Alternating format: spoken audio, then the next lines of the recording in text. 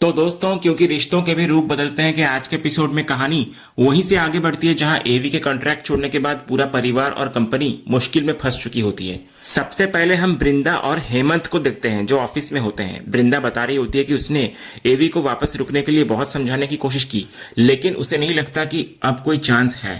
एवी अपनी इसी बात पर अड़ा हुआ है कि वो मिस्टर पटेल के साथ काम करना नहीं चाहता।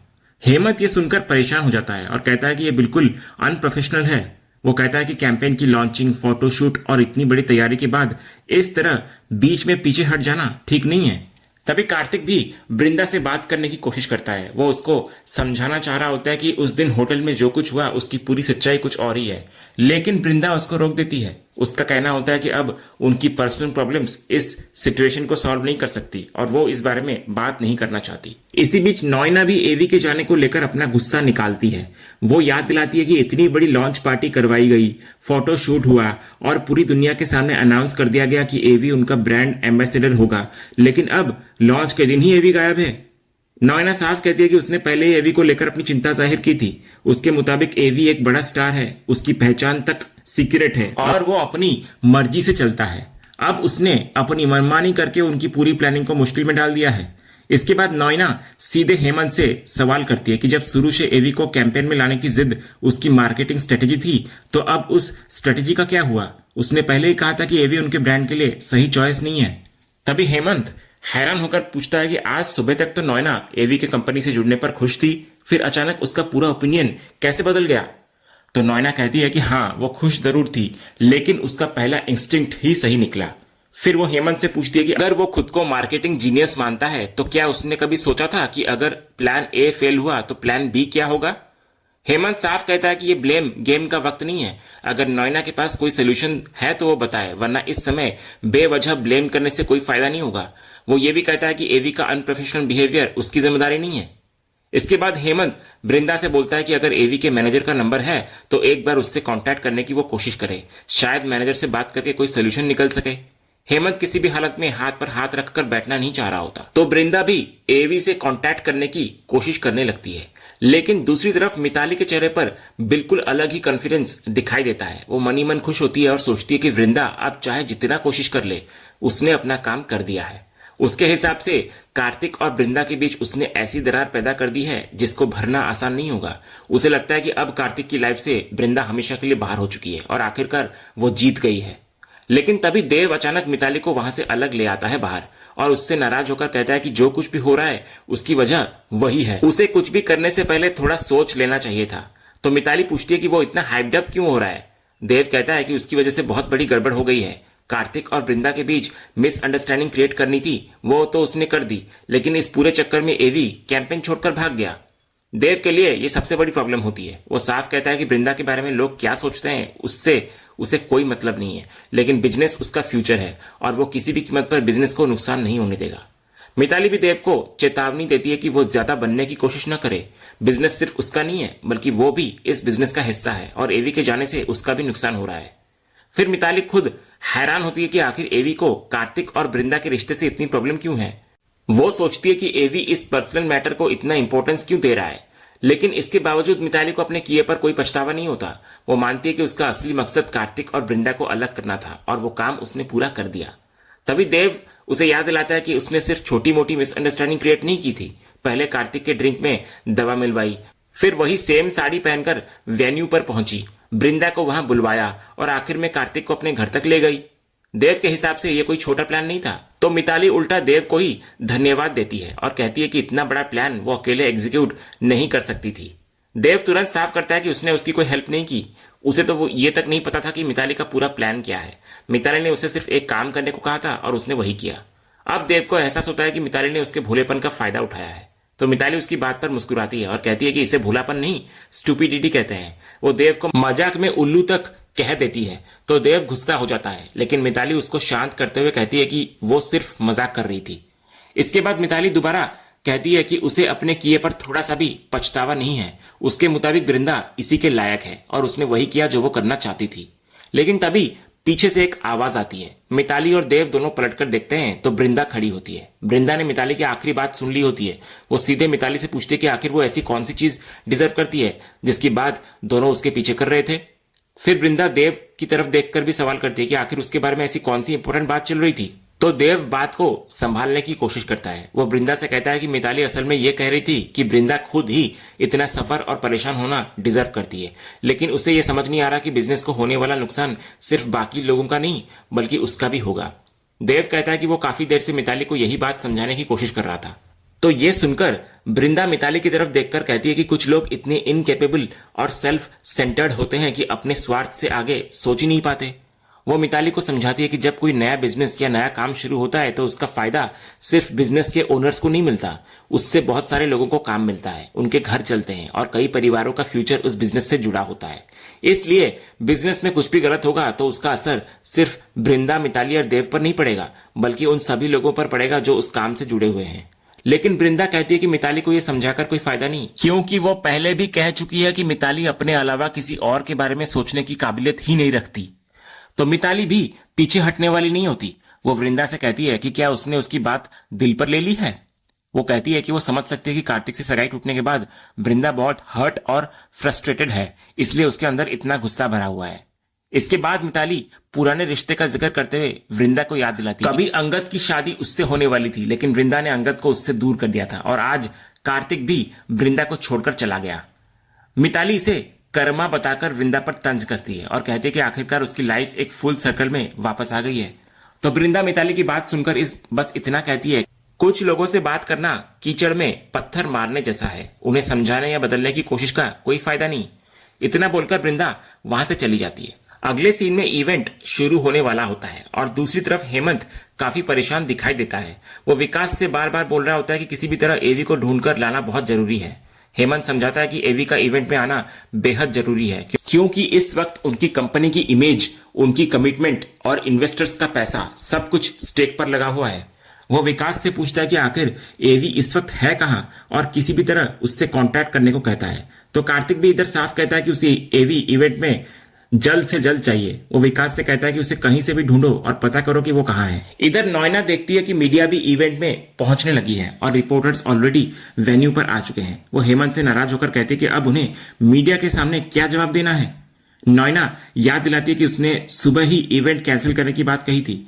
अगर उसी समय इवेंट कैंसिल कर देते तो शायद सिचुएशन मैनेज हो सकती थी, लेकिन अब मीडिया और गेस्ट के सामने ब्रांड एम्बेसडर के बिना खड़ा होना उनके लिए बहुत बड़ी प्रॉब्लम बन गया है। इसी बीच आरव वृंदा के पास आकर उसको टेंशन न लेने के लिए कहता है। आरव को पूरा भरोसा होता है कि एवी जरूर आएगा। तो वृंदा उससे पूछती है कि क्या उसकी एवी से बात हुई है। तो आरव कहता है कि एवी उसका फोन भी नहीं उठा रहा, लेकिन फिर भी उसे यकीन है कि एवी जरूर आएगा। तभी सलोनी भी वृंदा को यकीन दिलाती है कि टेंशन लेने की जरूरत नहीं है, उसे उम्मीद है कि कोई ना कोई रास्ता जरूर निकल आएगा। इसके बाद सलोनी आरव को लेकर देव के पास जाती है। देव वहां आरव के साथ सेल्फी खींचने में बिजी होता हुआ नजर आता है। सलोनी उसको देखकर हैरान होती है और कहती है कि यहाँ सब लोग इतने टेंस्ड हैं और एवी नहीं मिल रहा, लेकिन देव आराम से फोटोज लेने में लगा हुआ है। वो कहती है कि एवी ने इतनी बड़ी कमिटमेंट दी थी, फिर अचानक पीछे कैसे हट सकता है। वो जरूर कोई ऐसा इंसान होगा जिसकी बात एवी सुनता हो।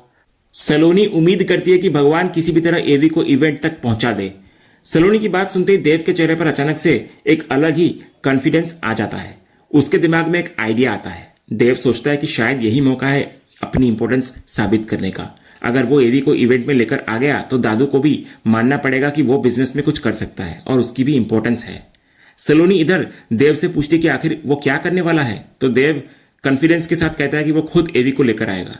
सलोनी को इधर भरोसा नहीं होता। वो पूछती है कि जब सुबह से सब लोग एवी को कांटेक्ट करने की कोशिश कर रहे हैं और एवी किसी की कॉल तक नहीं उठा रहा, तो देव उसे कैसे लेकर आएगा। तो देव अपनी एबिलिटी पर भरोसा जताते हुए सलोनी से पूछता है कि क्या उसे अपनी पति की कैपेबिलिटी पर भरोसा नहीं है, क्या उसे नहीं लगता कि वो बिजनेस संभाल सकता है और अपने टैलेंट से ये काम कर सकता है।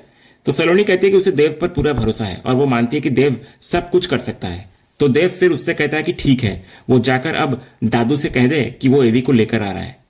इतना कॉन्फिडेंस दिखाकर देव वहां से निकल जाता है। दूसरी तरफ हेमंत की टेंशन लगातार बढ़ती जा रही होती है। उसे डर होता है कि अगर एवी इवेंट में नहीं आया तो कंपनी की इमेज पूरी तरह खराब हो जाएगी और सबके सामने उनका सिर शर्म से झुक जाएगा।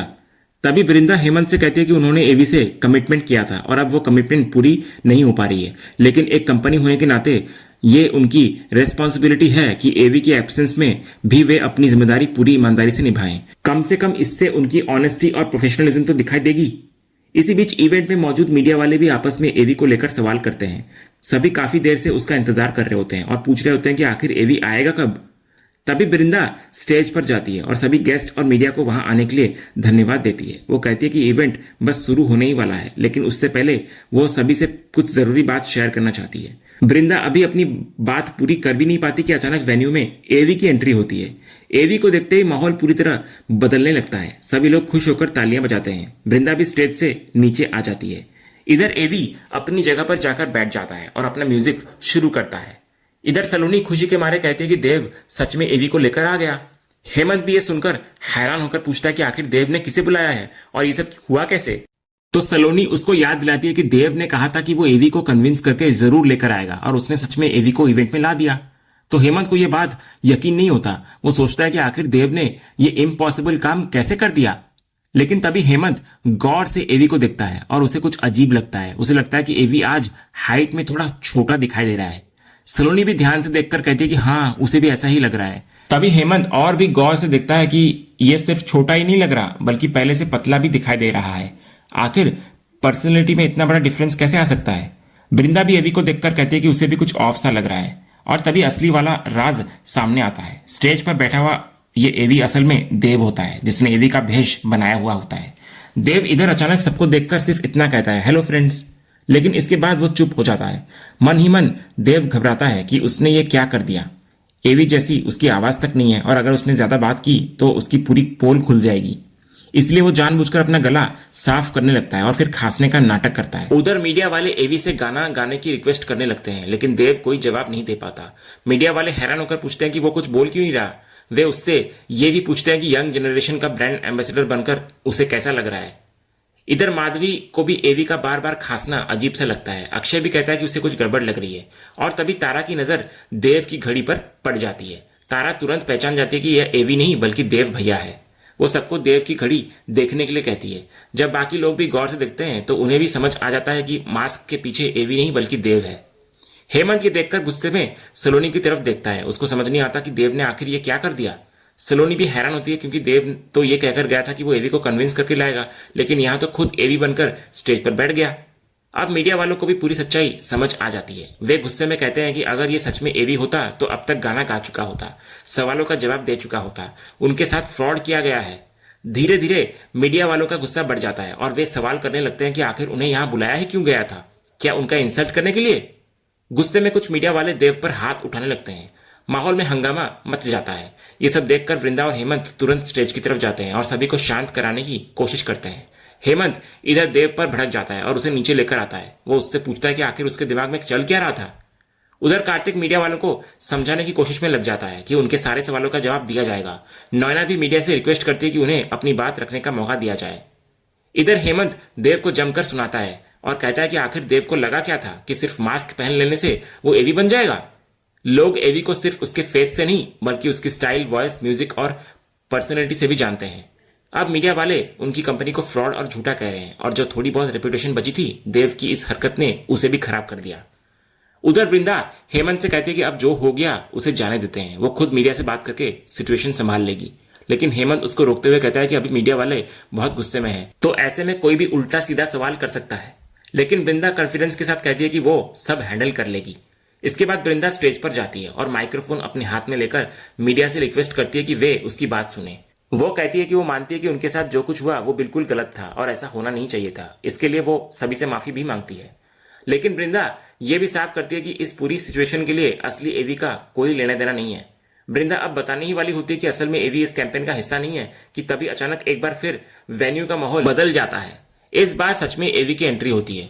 इधर एवी अपना गाना गाते हुए वेन्यू में एंट्री करता है। उसको देखते ही सभी लोग खुशी के मारे उसकी तरफ देखने लगते हैं।